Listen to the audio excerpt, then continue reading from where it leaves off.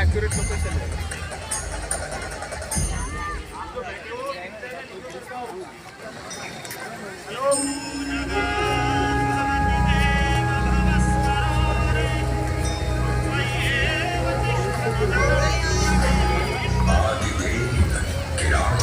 नहीं खड़ा रही हो, हिलियो मत। जटाधारी मृत्युंजय विश्वेश त्र्यंबक महारुद्र नीलकंठ महाशिव महाकाल महेश।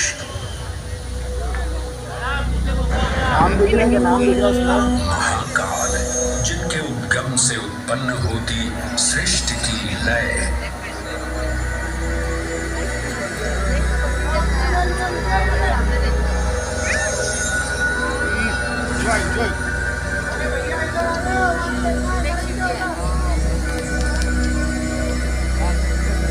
जिनकी मौनता में सन्निहित है समस्त ब्रह्मांड की माया। इन महान देव को नमन करने से पूर्व आइए वंदन करें उस रूप को जो स्वयं शिव से पहले पूजित होते हैं, श्री गोपालेश्वर। जब एक 5 वर्षीय बालक ने राजा चंद्रसेन को अपनी अमूल्य मणि की रक्षा हेतु महाकाल की उपासना में लीन देखा तो वो भी भक्ति में तल्लीन हो गया। माँ के बार बार बुलाने के बावजूद वो अपनी पूजा में एकाग्र रहा। उसकी श्रद्धा से प्रसन्न होकर भगवान शिव स्वयं उसके घर लिंग के रूप में प्रकट हुए। इस बालक की भक्ति से प्रभावित होकर चंद्रसेन सहित अन्य राजा भी वहां पहुंचे, जहां स्वयं भगवान हनुमान ने भी दर्शन देकर उद्घोष किया कि इसी वंश में नंद जन्म लेंगे, जिनके पुत्र होंगे विष्णु भगवान के अवतार श्री कृष्ण। ये परंपरा न केवल बाल भक्ति की प्रतीक है, बल्कि गुरु शिष्य परंपरा, तांत्रिक साधनाओं और क्रमिक पूजन की विधियों से भी जुड़ी है। मंदिर परिसर में स्थित एक छोटा मंदिर श्री गोपालेश्वर महादेव मंदिर आज भी इस घटना की स्मृति को संजोए हुए है। महाकाल जो हर परमाणु और कोशिका में है, हर पल हर क्षण में। महाकाल जो है इस महानगर उज्जैन और नदी शिप्रा के कण कण में। आइए सुने उसी पावन नदी शिप्रा से महादेव की अद्भुत गाथा।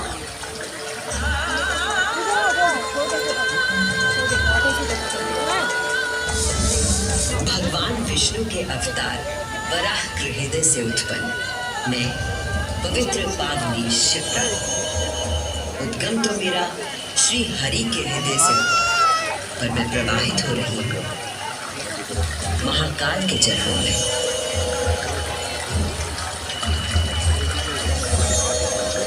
पुराणों में मुझे कई नाम प्रदान किए गए, जबरदस्त, पापदानी, अमृत संभवा और शिप्रा।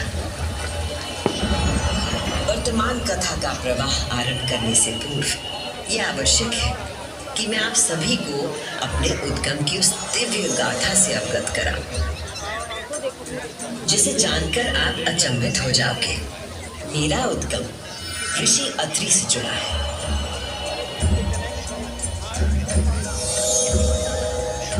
जो सप्त ऋषियों में से एक है। जब ऋषि अत्रि ने उज्जैन में 3000 वर्षों की कठोर तपस्या पूरी की और अपनी आंखें खोली तो उन्होंने देखा कि उनके शरीर से 2 महान प्रकाश धाराएं निकल रही थी। पहली धारा आकाश की ओर गई और कहा जाता है कि वो चंद्रमा में परिवर्तित हो गई।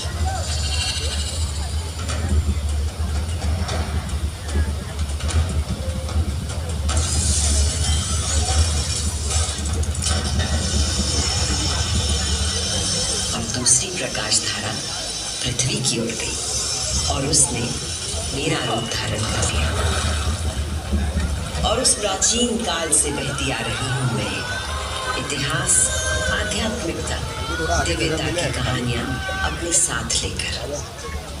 कहानियां महाकाल की, जो विश्व का आदि और अंत है, जीवन का आरंभ और समापन जिनकी इच्छा से होता है, जो इस विश्व की निस्तब्धता और ध्वनि दोनों है।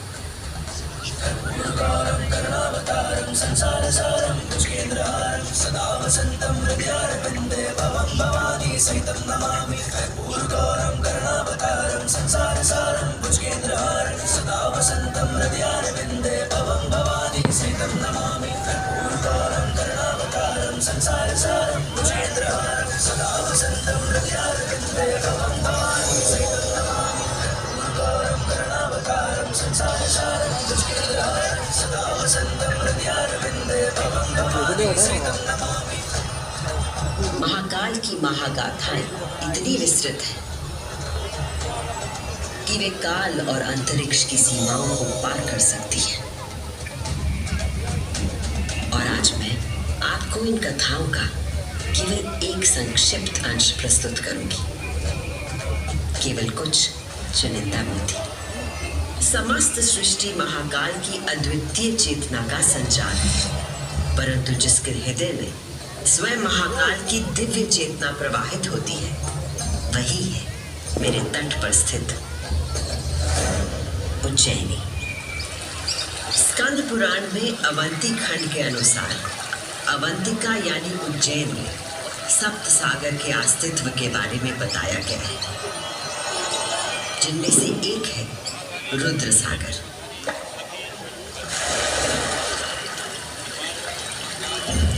वही रुद्र सागर जहां आज आप सब विराजमान हैं, जहां पर अनादिकाल से ब्रह्म कमल खिला करते थे, जहां भगवान शिव स्वयं अपने गले में धारण मुंडों की माला का प्रक्षालन करते थे। पौराणिक प्रमाणों में मिलता है कि यदि कोई व्यक्ति अनजाने में भी इस जल का स्पर्श करता है तो 7 कुल का उद्धार हो जाता है। संत जन को मोक्ष और जीव को अकाल मृत्यु से त्राण देने हेतु अवंतिकापुरी में अवतरित देवाधिदेव महाकालेश्वर में कृतज्ञ वंदन अर्पित करती हूँ।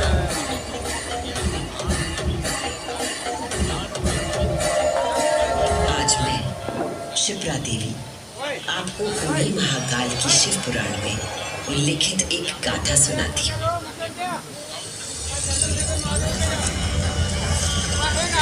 ब्रह्मांड के इतिहास में हमारी आकाश गंगा में भगवान ब्रह्मा और भगवान विष्णु के बीच श्रेष्ठता को लेकर प्रचंड विवाद हुआ।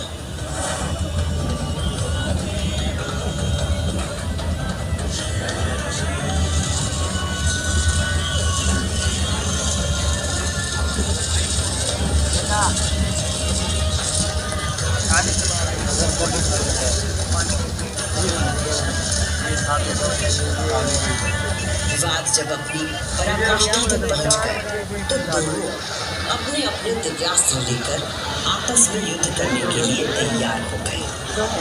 स्वर्ग में हाहाकार मच गया।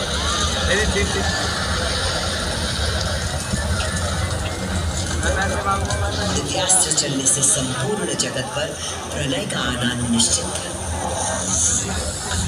इतनी जरूरत नहीं पड़ेगी थोड़ी।